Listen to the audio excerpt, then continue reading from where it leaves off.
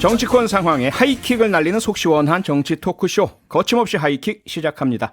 장성철 대구가톨릭대 특임교수 나오셨고요. 그리고 오늘은 김상일 시사평론가와 함께합니다. 어서 오세요. 안녕하세요. 네, 안녕하십니까. 김상일 평론가께서는 뉴스 하이킥 처음이신데 저희들 진작 모셨어야 되는데 죄송합니다. 아닙니다. 너무 감사합니다. 엄청 막 나오고 싶어 하더라고요. 아, 그러셨습니까? 우리 청취자 여러분께 그러면 처음 인사 좀 해주시죠. 예, 저는 정치권의 무대 커튼 뒤에서 18년간 핑핑이라죠. 이렇게 커튼 사이를 이렇게 몰래 쳐다보기. 엿보아온 김상일이라고 합니다. 되게 유명한 분이에요. 네, 아마 청취자 여러분들 많이 아시고 계실 텐데요. 오늘도 맹활약 부탁드리겠습니다. 아이, 감사합니다. 네, 지금 거침없이 하이킹 역시 유튜브로 생중계되고 있습니다. 여러분이 남겨주시는 소중한 댓글도 저희가 실시간으로 다 확인을 하고 있으니까요.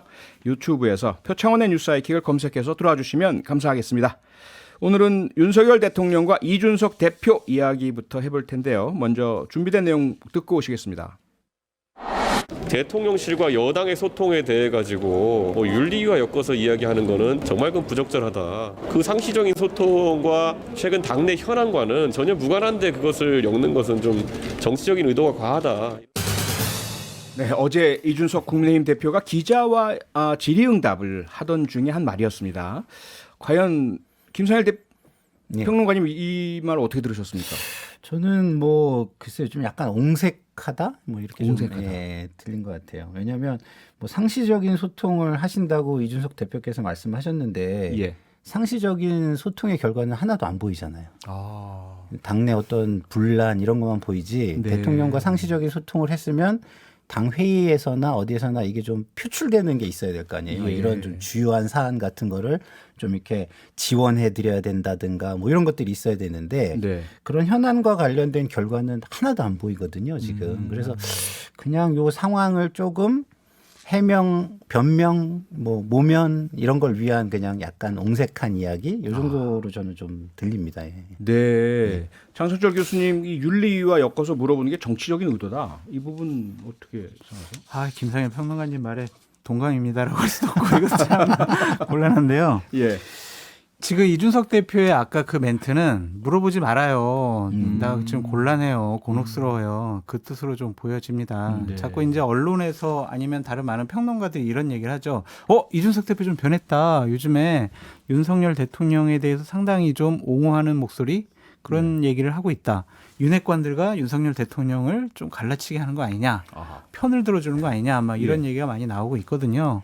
그것에 대한 속마음이 좀 들켜서 좀 곤란하다 그러한 목소리로 좀 들렸는데 기본적으로 김상일 평론가님 말씀을 잘 해주셨다라는 좀 생각이 듭니다. 네, 옹색하다 그리고 뭔가 묻지 마라 요 두 마디로 두 분의 말씀이 정리가 되는 것 같은데 실제로 이제 이런 추측들이 많이 제기가 되고 있잖아요. 윤석열 대통령하고 이준석 대표 사이가 많이 벌어졌다. 특히나 오늘 이 윤석열 대통령 첫 해외 공식 이제 방문을 위해서 나토 초청을 받아서 출장을 가시는데 당대표가 여당 당대표가 오질 않고요. 원내대표는 왔습니다. 그러니까요. 이분 어떻게 보세요? 그러니까 이게 제가 좀 취재를 해보니까 일단 대통령실에서는 다 오지 마라. 단촐하게 그냥 조용히 갔다 오겠다. 이런 입장을 전달을 한 것 같아요. 근데 이제 권성동 대표가 좀 그런 스타일이 아니시잖아요. 그렇죠. 그래서 나는 갈 거야 이렇게 말씀하셨나 봐요. 그랬더니 이준석 대표도 그럼 나도 갈까? 이런 상황이셨나 봐요.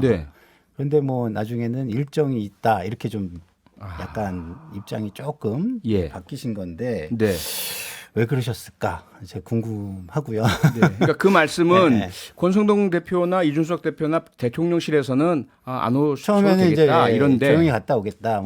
권성동 대표가 적극적으로 내가 갈게요라고 했더니 말리지 못한 상황이 되니까 이준석 대표도 그럼 나도 가야지라고 했는데 모종의 어떠한 커뮤니케이션이 있은 뒤에 안 가는 것이 여당의 됐다는 말씀이죠. 당대표 원내대표가 오는 거를 말릴 수는 없는 거예요. 말릴 수는 없잖아요. 당연히 과거에도 그렇게 했고 그렇기 때문에. 근데 당대표는 안 가신 거예요.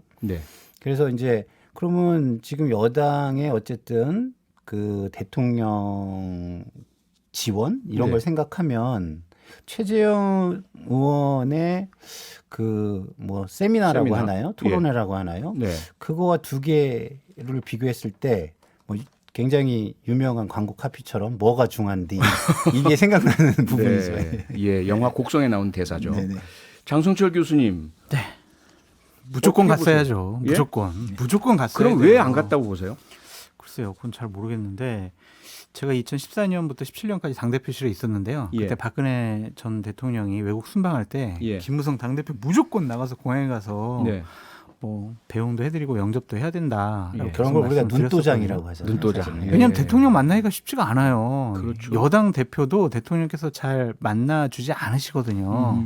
그런데 가면은 뭐 이렇게 당 대표, 원내 대표, 대통령, 뭐 비서실장에서 예. 공항에서 또 환담하는 자리도 있고 그렇죠. 거기서 좀 소프트한 얘기도 할 수가 있고요. 네. 그리고 처음 외국 나가시는 거잖아요. 그렇죠. 상징적인 의미가 첫 있잖아요. 출장인데. 예, 예. 무조건 나갔어야 되는데 이준석 대표의 판단력이 조금 아쉽다라고 말씀드립니다. 판단력 그러니까 이준석 대표 본인이 안 갔다고 보시는 겁니까? 본인이 안 갔으니까 아하. 안 가겠다고 했으니까 그런 것 같아요. 그러니까 알겠습니다. 대통령실에서 인위적인 환송 행사 안 하기로 했으니까 나오지 마.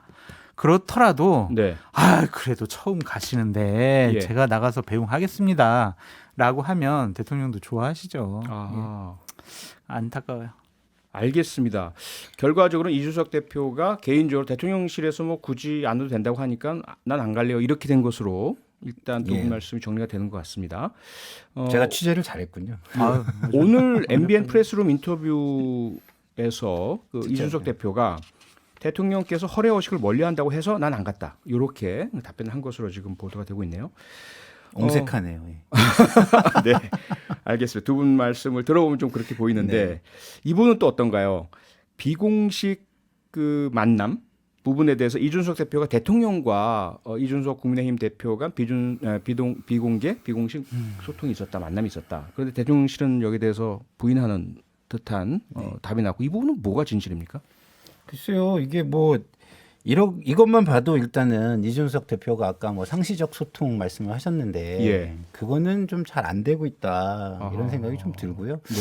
거기에 좀 그걸 넘어서서 또 좀 약간 제가 조금 개인적으로 과하게 추측하면 네. 좀 약간 상호 존중도 조금 잘 안 되고 있는 거 아닌가 이런 생각이 좀 들어요. 당 지금의 대표와 모습들은. 대통령실 간에. 네네네. 예. 뭐 저보다는 우리 장성철 장성철 교수님 그 네? 부분인데요. 이게 네? 상호 존중이라는 표현을 써주셨지만 예를 들어 실제로 비공식 회동이 없었다고 쳐요. 그런데 여당 대표가 비공식 회동이 있었습니다라고 한다면 상호 존중이 있었다면 대통령실에서 굳이 여기 대해서 언급할 필요가 없지 않았을까. 그렇죠. 그런데 없었다라고 한 것은 뭔가 알력이랄까 좀 안 좋은 기류가 있는 거 아닙니까? 뭔가 좀 엇박자가 나고 있다라고 보여지고요. 그건 맞고요. 이준석 당 대표가 예. 대통령을 비공식적으로 안 만났는데 만났다고 해서는 절대로 안 되는 거죠. 그건 안 되죠. 그리고 그건 대통령 거짓말하면 안 같은 경우에는요, 공식적인 일정이 아닌 비공식 일정 같은 경우에 보통 확인을 해주지 않습니다. 그렇죠. 그것이 하나의 보안 문제도 있기 때문에 그렇고 예. 지금은 이준석 대표가 당 윤리 문제 때문에 상당히 좀 곤혹스러운 처지에 올라 있기 때문에 대통령의 어떠한 말 한마디 면담 여부가 이준석 대표의 거취에 상당히 영향을 많이 끼칠 거예요. 네. 그래서 당내 현안 문제에 대해서 대통령께서 어떠한 현상적으로 뭐 영향력을 끼친다라는 이미지를 주기 싫어하는 것이 아니냐. 네. 좀 한 발 떨어져서 좀 아. 관찰하는 것이 아니냐라는 좀 생각이 듭니다. 죄송합니다. 자, 두 분 말씀으로 종합을 하면요. 네. 일단 이렇게 정리가 되지 않을까요? 일단 이준석 대표가 현재 본인의 그 좀 사상 초유의 당 대표에 대한 윤리위 회부 네. 징계 결정을 눈앞에 두고 있는 상황. 네, 네. 대단히 곤혹스럽다. 네. 그런데 탈출구는 오직 대통령밖에 없다. 그렇죠. 예. 대통령과의 소통과 또 네. 과거에 네. 선거 때 도와드린 점 등을 활용을 해서 네. 위기 탈출하려고 하는데 네. 대통령실은 이준석 대표와 그런 이준석 대표와 약간의 거리를 두려고 한다. 네. 아니 그럼에도 불구하고 제 예. 말은 이준석 대표가 좀 더 적극적으로 윤석열 대통령과 가까워지려는 모습을 네. 보여야 된다. 그래서 아하. 오늘 공항 행사에 안 나간 것은 상당히 좀 패착이 아니었느냐라는 좀 생각이 듭니다. 가까워지려 한다. 이거보다는 네. 지금은 조금 더 잘 모시는 모습, 좀 엎드려야 된다. 네. 저는 이렇게 말하는 게 맞는 것 같아요. 아하. 어쨌든 지금 현재 대단히 위기에 처해 있는 것은 이준석 대표니까 말이죠. 네. 그런 말씀이. 그러니까 만약에 드리는데. 지금 이제 이번에 공항 항소 행사 나가가지고 네. 대통령께서 지금 당 지금 이준석 대표 중심으로 저를 잘 좀 뒷받침해주고 있습니다. 네. 앞으로 해주세요. 이런 말씀을 하셨으면 그 좀 한마디면 분위기도 엄청- 달라지잖아요. 그렇죠. 근데 그 말을 끌어내기 위해서라도 대통령과 만나는 자리를 인위적으로라도 일부러라도 네. 만나야 된다, 만나게 해야 된다라는 게 저희 주장입니다. 네. 근데 어쨌든 그게 안 된 상태이고요. 네. 그러면 지금 이준석 대표의 그 인터뷰 기자와의 질의응답에서 한 발언이나 네. 주변에 계신 분들의 말씀은 언론이 부풀리고 있다. 아무 문제가 없다. 대통령과 당대표 사이에 무슨 문제가 있느냐. 언론 문제다. 근데요, 이건 어떻게 보세요? 그 말 자체도 대통령실에서는 기분 나빠해요. 그 말 자체도요? 네. 아니 대통령과 당대표가 어떻게 동급이야? 뭐 문제가 없어? 예. 문제가 없는 거라고 얘기가 나오는 것 자체가 문제라고 생각할 거예요. 그러니까 대통령 되면은 여당 예. 당대표도 이제 하나의 뭐 정치인으로 취급할 수밖에 없고 당대표로 대우 안 하시더라고요. 네.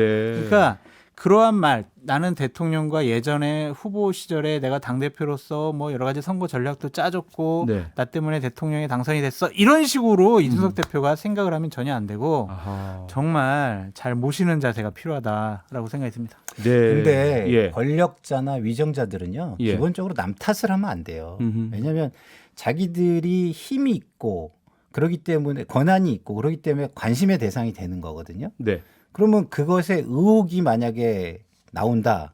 그러면 그걸 부풀렸다고 말할 게 아니라 부풀려졌으면 오히려 깔끔하게 해명할 수 있는 거 아니에요? 네.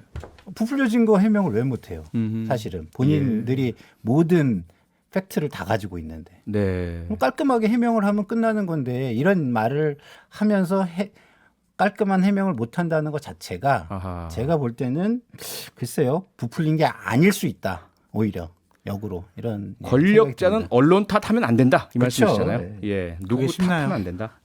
그게 쉬워요? 네. 그러니까 일단, 쉽지 않으니까 아무나 하면 안 되죠. 예, 일단 뭐 대통령실과 이준석 당대표 여당 대표 간의 어떤 그 뭐 문제 이 부분은 어느 정도 정리가 되는 것 같고요. 그러면 앞서 이제 장성철 교수께서 네. 살짝 말씀하셨던 윤핵관 네. 대통령과 대통령을 가장 그 뭐라 그럴까요? 대통령이 가장 충성스러운 네. 그런 분들과 이준석 대표 간의 갈등, 대통령을 사이에 둔 이 네. 부분은 어떻게 보세요? 그거는 당대표로서 이준석 대표가 적절한 판단을 하고 있다고 보여져요. 그래요. 그러니까 국민의힘 계열의 보수정당이요. 예. 지난 시절에 왜 망했냐면 친이 친박이 2006년도부터 싸워가지고 개파 싸움 때문에 망했어요. 네. 서로 민생을 챙기거나 아니면은 당 보수 우파 진영을 챙기는 것이 아니라 예. 개파의 이익에 여러 가지 뭐 그걸 위주로 하는 공천도 하고 정책도 했기 때문에 네. 서로 갈등과 반목 때문에 내부가 분열이 됐고 지지층도 분열이 됐고 음. 그 서로 원수처럼 싸웠거든요. 그랬죠. 서로 당권을 잡으면 상대편은 그냥 공천을 안 줘버렸어요. 예. 그러한 지금 아픔이 있는 곳에서 음.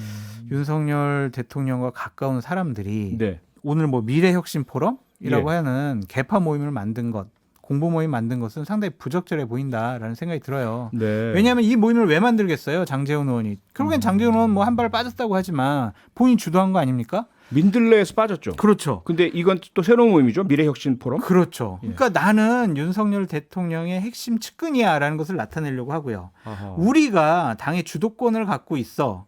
이것은 당대표라기보단 우리가 당의 주도권을 갖고 있어라는 것을 보여주는 거고 네. 내년 혹은 올해 있을 당대표 선거를 위한 전당대회 때 우리 힘으로 당대표를 만들어 보겠어 라는 이런 불순한 의도들이 있는 거예요. 네. 저는 장제원 의원이 정치 세력화에겐 과장된 과한 해석이다 라고 변명을 했지만 예.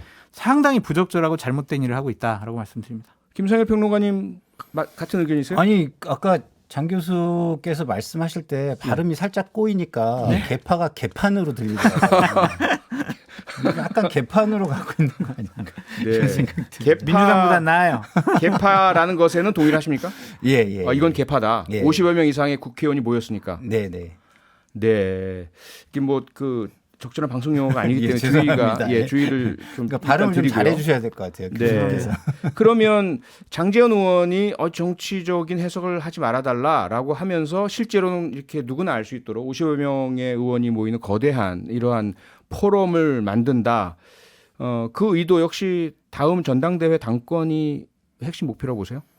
그렇죠. 아무래도 이제 당내 권력 투쟁의 한 그 전초 기지를 만드는 것으로 좀 보이는데요. 네. 이준석 대표는 지금 굉장히 중요한 시기예요. 그렇죠. 왜냐하면 예. 이준석 대표의 최대의 강점은 선거거든요. 선거. 이게 무장입니다. 무장. 네, 네. 장수예요. 예. 무관입니다. 무관. 예.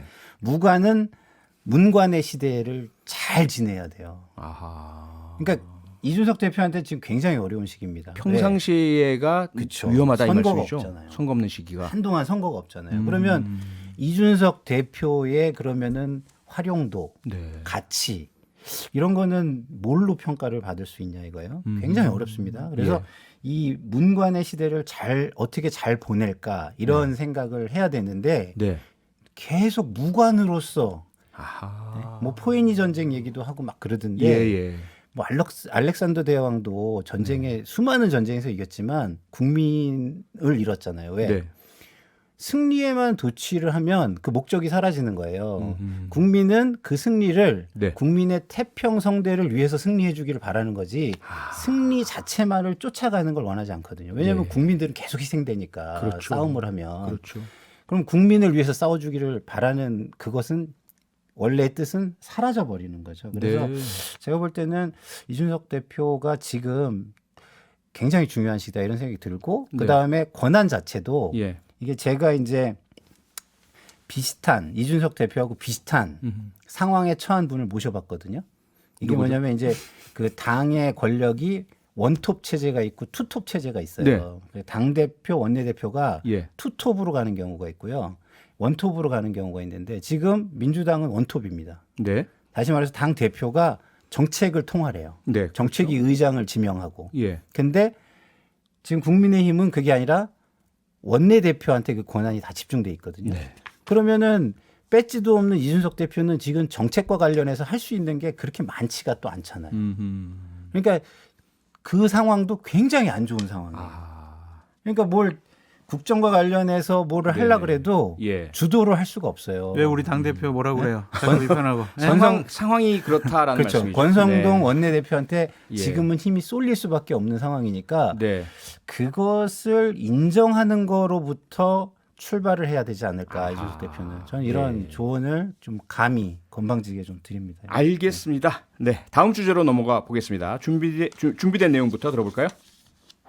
비록 저는 여기서 경찰청장을 그만두지만 앞으로도 국민을 위한 경찰제도 발전 논의가 이어지기를 희망합니다. 경찰지원부서 신설을 해박놓고 마치 민주투사라도 되는 양 자기 정치를 하는 것입니다. 김 청장의 정치 행위에 대해서는 국민들이 마땅히 판단해 주시리라고 생각합니다.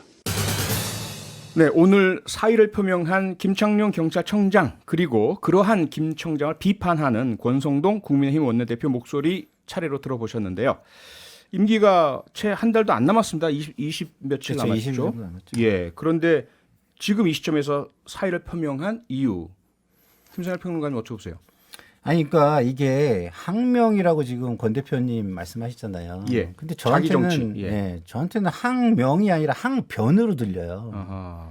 자, 경찰청장이 수많은 경찰 부하 직원들을 거느리는 수장이에요. 네. 근데 밑에서 이거는 잘못됐다고 밑에 부하 직원들이 이구동성으로 이야기를 해요. 예. 그러면 그거에 대해서 일정 정도의 판단이 있을 거 아니에요. 예. 그럼 뭘 할지에 대한 고민이 있었을 거예요. 네. 그런데 거기에서 비롯된 저는 결단이다.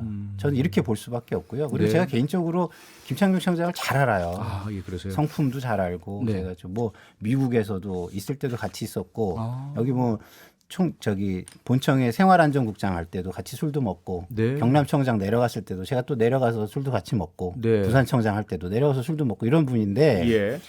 굉장히 뭐라 그럴까 합리적이고 이렇게 막 이렇게 거칠고 이런 게 자기랑 없는 술 먹으면 굉장히 물 합리적이네. 이게 말이 돼? 아니 왜냐하면 제가 그 하면서 많이 도발도 해보고 네. 그랬거든요. 왜냐하면 그 당시에 검경 수사권 조정이니 뭐 이런 것들이 많이 있었어요. 근데 저는 사실은 제가 민주당이지만 네. 검경 수사권 조정에 있어서 좀 우려되는 부분이 저는 있었거든요. 왜냐하면 경찰이 숫자도 너무 많고 예. 그래서 이걸 어떻게 통제할 것인가에 대해서 예. 저는 오히려 그때서부터 좀 우려를 좀 했었거든요. 네, 그런 도발을 하셨는데. 네, 했는데도 뭐 굉장히 뭐 합리적으로. 그 해외에서 쌓았던 경찰제도, 네. 예. 해외의 경찰제도 같은 것도 설명을 해주면서 굉장히 합리적으로 아하. 소통을 하고 그런 사람이었는데 네, 그런 분이 이렇게 나온다는 거는 저는 항명이라고 보긴 어렵고 항변이다. 예, 항변이다 이렇게 말씀드립니다. 장선철 교수님. 이건 문재인 정권에 대한 의리를 지킨 거다라고 볼 수밖에 없습니다. 그런 분 아니라니까요. 아니 예를 들면 김창룡 청장이요. 네. 뭐 민주투사나 아니면 객관적으로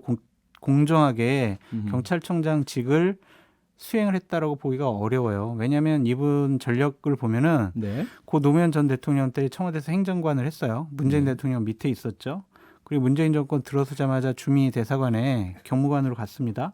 들어와가지고 치안감 됐어요. 네. 그리고 경남청장, 부산청장 하다가 서울청장 됐어요. 상당히 이례적으로 승진한 분이에요. 문재인 정권 혜택을 가장 많이 받은 경찰이란 말이에요. 네.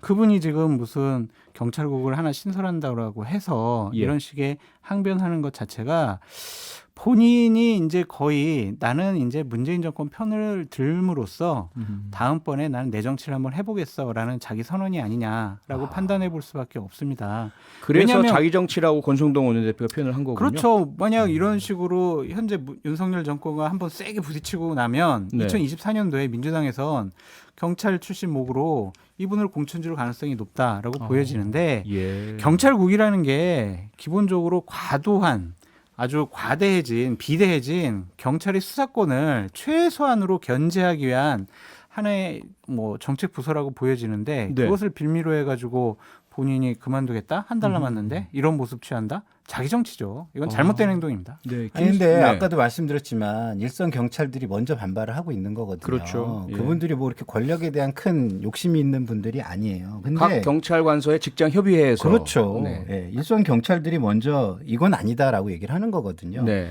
그러면 이렇게 큰 권력을 견제하는 방식은요, 국민적 공감대를 구하면서 하는 게 맞아요. 그리고 공론회장에서 토론도 해서 보다 얘기해야죠. 좋은 방법으로 하면서 하는 게 맞아요. 근데 네. 지금은 하는 방식이 무슨 군대에서 작전하듯이 하는 듯한 느낌? 네. 그리고 수사검사들이 수사를 신속하게 진행하는 듯한 느낌? 아하.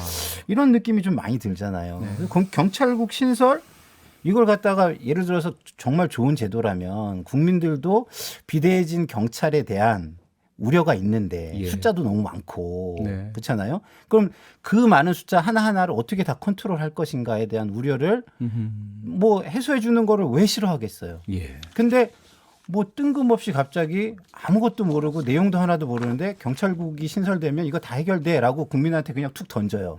이게 맞는 방식인가요? 이게 운용의 묘가 있는 건가요? 네. 저는 잘 모르겠어요. 아니, 그러니까 근데 경찰이 반발을 하면 어떤 제도 개혁을 하지 말아야 되냐라는 것에 대해서는 좀 반박을 하고 싶은 게 뭐냐면 네. 아니죠. 경찰에서 그 협의회 같은 걸 통해서 논의도 하고 하자고 한 거 논의는 아닌가요? 분명히 네. 하는 것이 옳았다라는 좀 생각이 드는데 네. 검찰의 수사권을 박탈하는 것과는 이건 좀 다른 문제 같아요. 경찰의 수사권을 통제를 하거나 예. 박탈을 하거나 그런 문제가 아니라 네. 과도해진 경찰의 수사권에 대한 최선의 견제 장치. 그걸 감찰하는 거고요. 징계하는 거고요. 인사권을 갖고 있는 거 아니에요. 네. 그러니까 수사권에 대한 직접적인 개입을 하겠다라는 것이 아닙니다. 이러한 제도적인 개선에 대해서는 그러니까 경찰이 너무 과도하게 반발하는 것이 아니냐라는 생각이 그 부분 어떻게 보세요? 지금 뭐 경찰 내부도 그렇지만 경찰 관련 학자 전문가들도 1991년 경찰법 탄생 치안감? 예, 그 당시를 이야기합니다. 치안. 그래서 그 전의 모습으로 되돌아가는 건 아니냐. 그건 결국은 경찰에 대한 통제 좋은데 이걸 정권 권력이 통제한다는 것이 과연 민주적 통제냐? 이게 가장 큰 그러니까 문제 수사권에 대한 통제가 아니기 때문에 예. 그 부분은 이전과는 좀 다르다는 생각이 들고요. 김상일 평론가님 말씀에 제가 동의하는 건 뭐냐면 예. 이렇게 처음에 밀어붙이기식으로 안 하고 제도 개선 같은 경우엔 경찰의 동의를 구하는 것도 상당히 중요하잖아요. 그렇죠. 그래서 어떤 협의체를 통해서 충분히 여러 가지 명분과 취지에 대해서 설명을 하면서 진행이 됐으면 좋았을 것 같은데 네. 그분이 없어서 좀 잘못된 것 같아. 안타까운데 네. 취지의 진행 방향은 맞다라고 말씀드립니다. 방향은 맞다. 네. 김상일 그리고 평론가님 이게 마찬가지세요? 수사권의 통제라는 것이요. 예. 여러 가지 방식으로 할 수 있는 거잖아요. 네. 인사를 통해서도 할 수 있고 그렇죠. 예를 들어서 이런 거예요. 김상일 경위 뭐 그거 그 바쁜데 그런 것까지 해야 돼? 이러면 그냥 캐비넷에 그냥 쑤셔놓고 안 할 수도 있는 거고. 과거 예전에 있었죠. 검찰이나 이런 데서 그런 거 있었잖아요. 있었죠. 근데 검찰은 그나마 숫자가 네. 적으니까 그런 것들이 표출되기가 쉬워요. 저 20초 남았습니다. 네, 근데 경찰들은 그렇지 않다는 거죠. 그래서 이게 굉장히 투명하게 논의되고 진짜 효율적인 방법을 함께 찾아야 된다 이런 말씀을 드리고 싶습니다. 알겠습니다. 옳은 말씀입니다. 네. 동의하셨고요. 거침없이 하이킥 오늘은 여기서 마치겠습니다. 지금까지 장성철 특임 교수, 김상일 시사평론가와 함께했습니다. 두 분 수고하셨습니다. 감사합니다. 평일 저녁 6시 5분에 여러분을 찾아갑니다. MBC 라디오 표창원의 뉴스 하이킥.